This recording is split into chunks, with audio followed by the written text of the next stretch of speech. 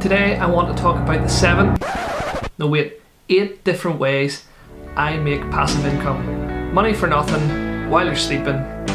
Let's get it done. Hello folks, my name is David from prettypenny.club. I make videos here on YouTube to help you reach your financial goals through investments, passive income, and making your money work harder for you. Subscribe if that sounds good to you. So passive income, what is it? You've probably heard a little bit about it, which is what brought you to this video. Basically, passive income is money that you make through not having to do very much on an ongoing basis. So if you consider that active income is probably your main job, your 9 to 5, you're actively swapping your time to do a job and you get paid for it, and rightly so. Passive income is money that you can make while you're doing something else and the money is still coming in. Of course, there is no such thing in this world as a free lunch. So to have some money coming in every month, you either would have needed to invest some time up front or invested some money up front to be able to continue to see the benefits of that investment come back to you over an indefinite period of time. When I'm asked for an example of this, the first thing that springs to mind is like a music artist. So you listen to any song by your favourite artist, they are going to have spent the time writing that song, recording that song, putting that song out, and now every time it gets played by a radio or you play it on Spotify or something like that, they will get a royalty. They will get paid a little bit of money every time somebody pays to play that music or listens to that music. That's passive income. The investment has been made up front in terms of effort, and now they're going to see that money come back to them for the rest of their lives.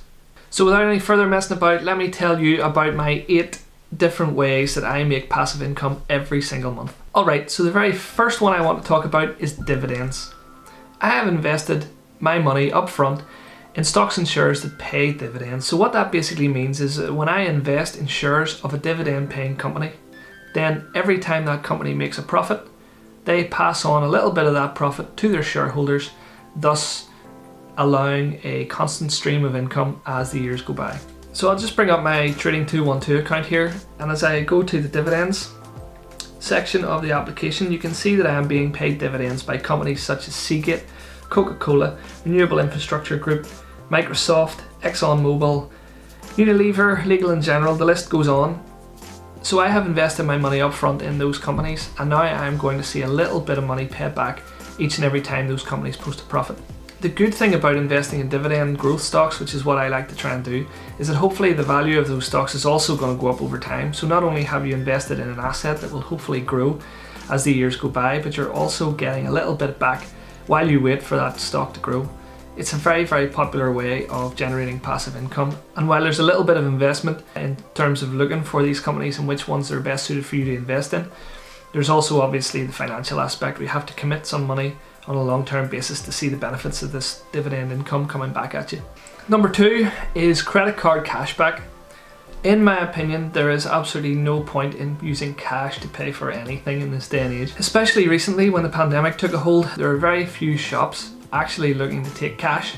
They preferred credit card or debit card payments. There are a lot of credit card companies out there that want you to take their cards and pay by card because they hope that you won't pay your bill off at the end of the month, and they make their money through charging you interest on late repayments. Credit card companies do not make any money out of me in terms of interest.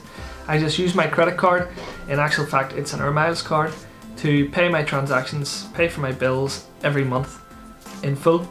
I use a Virgin Air Miles credit card, so every time I do my weekly shop, every time I buy a sandwich at lunchtime, every time I buy some Haribo Giant Straws, it goes on the credit card and I just pay the bill off at the end of every month. I don't incur any interest charges, and all the time that I'm just going through my daily purchases, I'm racking up Air Miles that are going to take some money off for a family holiday at some stage later in the year. There is no reason not to take kickback on credit cards. It's stuff you're going to do anyway. You're going to pay your bills, you're going to have to pay for your food. Get something back. There is no reason to be using cash or debit cards that don't reward you in any kind of way whatsoever. Getting Air Miles is entirely passive. I don't need to expend any extra energy to use an Air Miles credit card, and yet the income, or the money that'll save me as time goes by is tremendous. Further, having a card like this means that whenever I go to airports that have a Virgin Lounge, I get free access there. There's free drinks, food, newspapers, nice lounge to sit in. There are more benefits than simply getting the Air Miles. Use a credit card, but use it well. Be disciplined.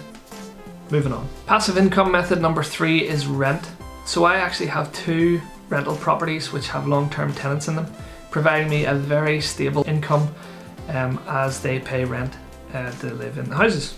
Obviously, owning property to rent out isn't really a trivial matter, so that actually took quite a significant amount of money up front to buy those houses to rent them out. But between them, they are now yielding around about 9% on cost, which is a pretty good return when you consider taxes and fees and maintenance and landlording and all that sort of stuff. When that's all out of the way, it's still producing a very nice monthly income for me. It's another one of those things too where I own the underlying assets, so hopefully over a period of time those houses will increase in value. And so as long as I own those houses, the rent will keep coming in so long as I have tenants.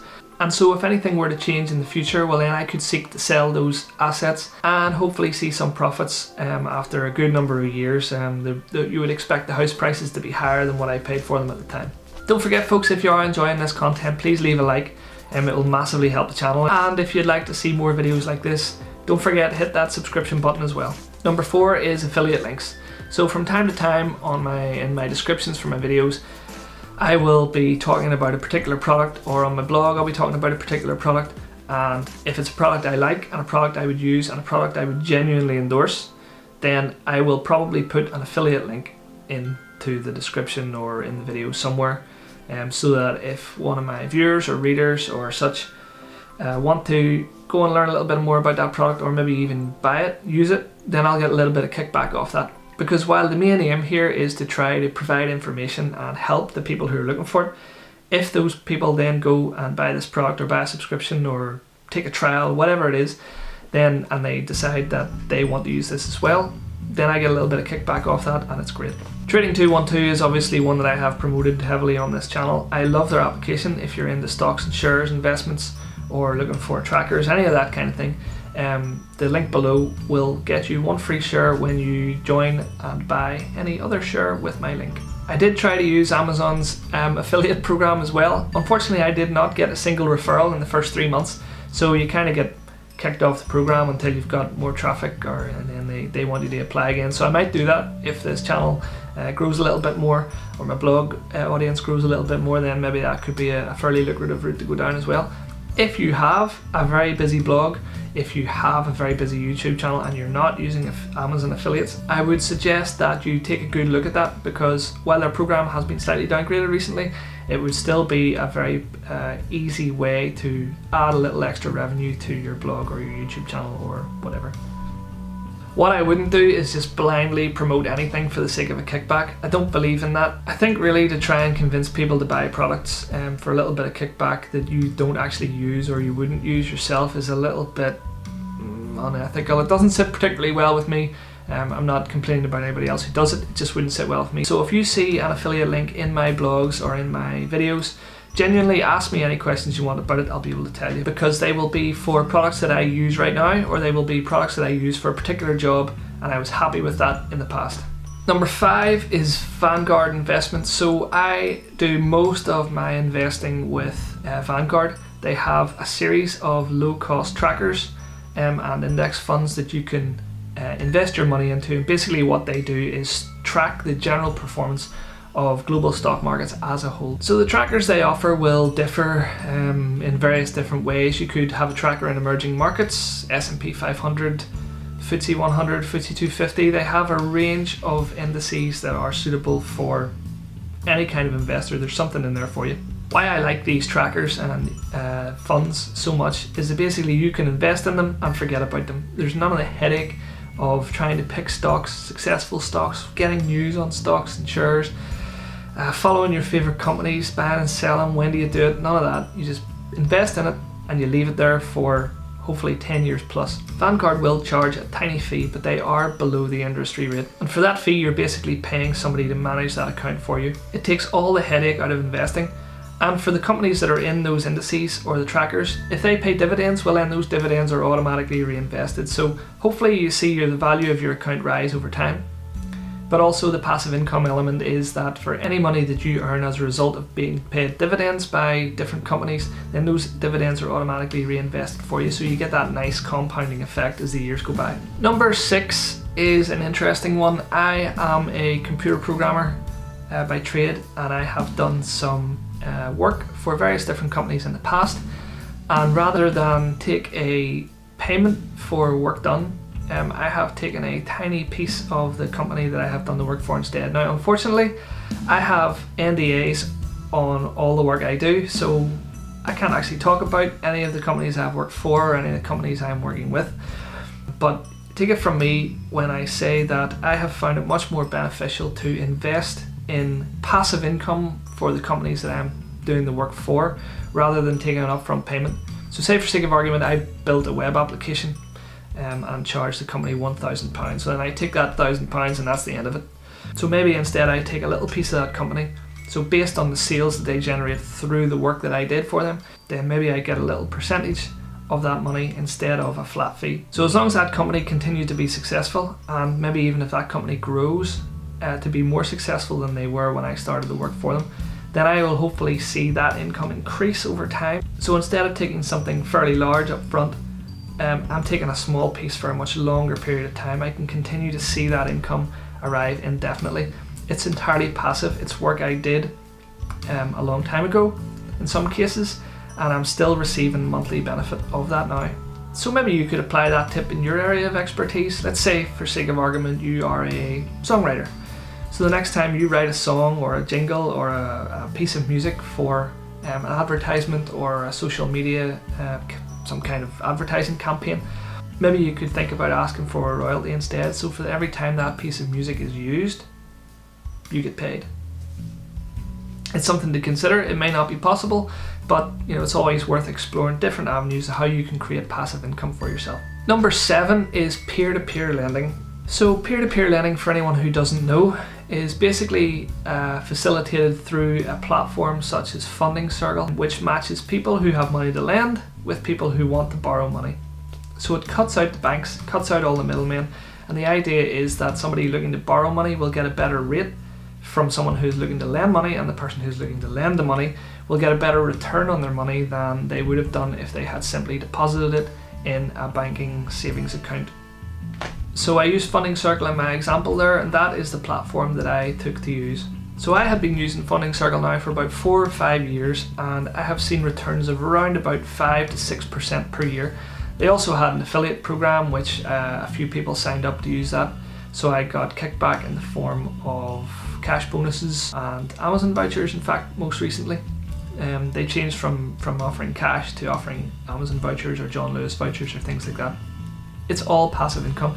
I had an account anyway, someone used my link, I earned a little bit extra. But the main form of passive income I was generating from Funding Circle was the money that I lent out, and again it was a financial investment up front. But people who borrowed my money and were paying it back with a little bit of interest, then the interest that I was accruing there is entirely passive. Further, Funding Circle had a facility where you could turn on auto lending, which basically meant that any money that came back in was automatically set out to be loaned again. So that also offered a nice compounding effect. Money grew over time. Unfortunately, at the moment, Funding Circle is not open to retail investors like me. Since the pandemic took hold, Funding Circle have basically shut down any lending for people like me, just retail investors. It doesn't mean I've lost my money. The money that I had loaned out is still coming back. The businesses are sound in the main, so that they continue to pay their loans. I continue to get my money back, but there won't be any automatic lending out again. In fact, the money is just starting to accrue in that bank account balance with Funding Circle, so I'm just withdrawing it as time goes by.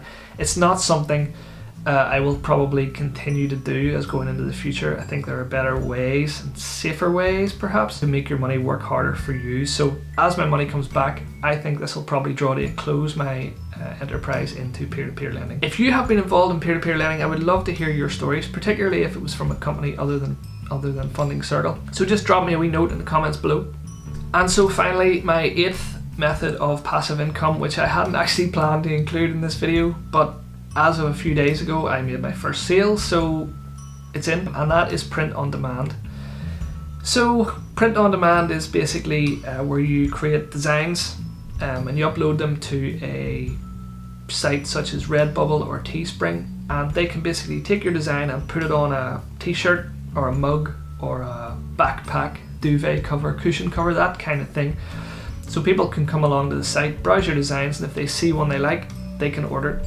So every time they buy your design and it's printed on something by one of these companies, the company look after the full transaction, they fulfill the order, they ship it out, and I as the designer will get a little bit of the sale, and I can set those prices basically how I like. So a few months ago, my wife and I were just knocking about some designs for a bit of a laugh and uploaded a few designs to Redbubble in this case. We also put up a few on Teespring and whatever else.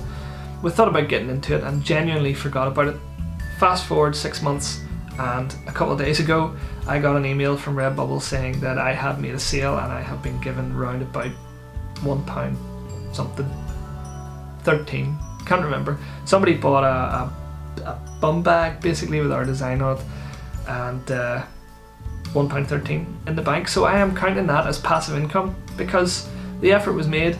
It cost me nothing, to just a few minutes of my time, literally a few minutes of my time, to put together this silly design, put it up on the internet. Someone's bought it, it's going to be there forever. If people continue to buy it, then that's money I'm going to see coming in entirely passively. I don't have to do anything else. The print on demand company are looking after it. If they buy something, happy days. The print company will fulfill the order, I'll get a little slice, and then we put that money into something else. Keep your money working for you.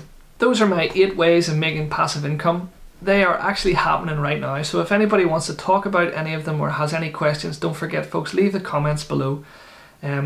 If you are doing something that I haven't listed here, I would love to hear about that as well. I'm always open to increasing the streams of revenue.